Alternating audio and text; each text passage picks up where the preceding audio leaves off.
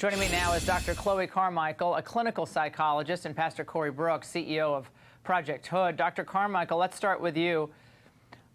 This is a very big and unwieldy topic. There are a lot of people who wouldn't want to take it on in a cable news segment, but I don't really care about that because to me it's one of the most important issues facing our country. It literally impacts our future, type of future we're about to have going forward. How big an issue is this today? Violence, young people, and normalization of it.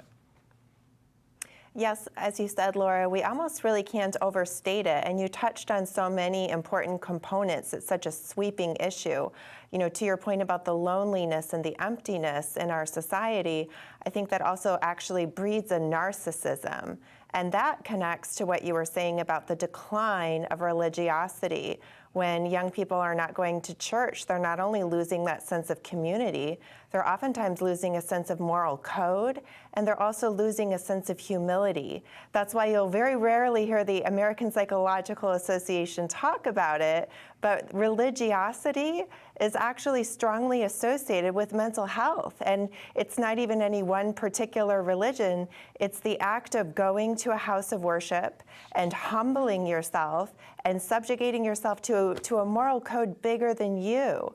And when we have these, young shooters that are being glorified in these, Marxist university echo chambers where everything from the university to the social media to even Elizabeth Warren is, practically validating and celebrating this violence, when you have those empty, lonely, narcissistic people, it can just be a code for disaster. Well, we see, the Boston Globe back in June did a piece about this. Teens who kept their faith seem to be less depressed and lonely than their secular colleagues. Pastor Brooks, look, all hope is not lost. You're seeing a big revival of faith on college campuses and some high schools across the country. We've covered this on the Angle, but you're dealing with this on a daily basis with young people. And again, as Dr. Carmichael said, that isolation that so many of them feel while they're connected 24/7, they're lonelier than ever before. What is the most important component to this? Well, you're absolutely right. And what we're experiencing all across America, specifically here in Chicago, I see it every single day, where you see the seeds of evil being planted in the hearts and minds of young people all across America.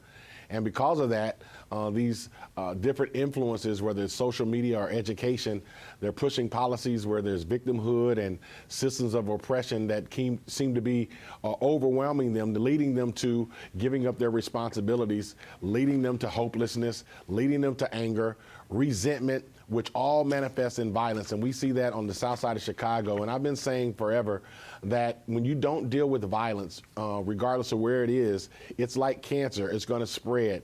And now we see it spreading to places that normally we would not see, as in the instance of a young man, a young adult with a good family, perpetuating violence on a New York street.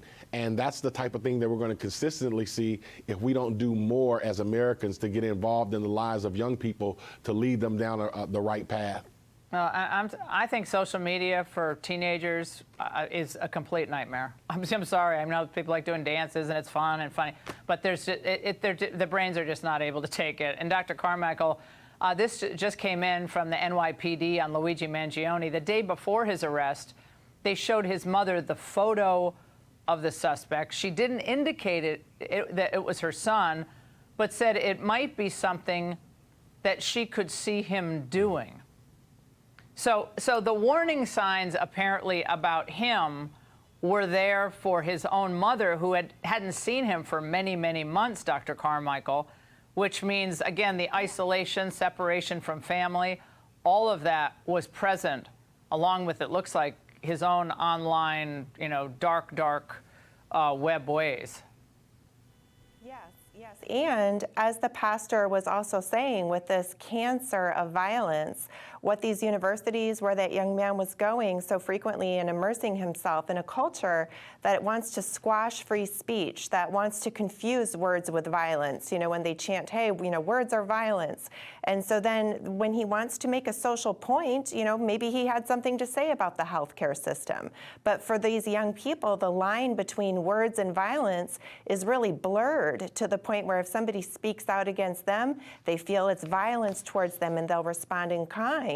Or if they have something strong to say, they think it's justified to do so in violence. Again, I think in part because they don't have that house of worship, that religious check, and that grounding in reality upon them. Pastor, how much is fatherlessness part of this equation for so many young people, or parents who are maybe connected and even privileged but checked out of parenting? Right. It's the lack of family values. The fact that so many young people across America have this lack of family values. They're not living a life full of principles. Promoting moral discipline has gone out the window. And that's one of the reasons why I'm so grateful to Fox and you, Laura, for continuing to give me an opportunity to talk about what we're doing on the south side of Chicago as it relates to trying to make sure that we turn things around. We're on one of the most violent blocks in all of America, but we're turning it around by promoting mentoring youth, by promoting moral discipline, by making sure that we offer hope.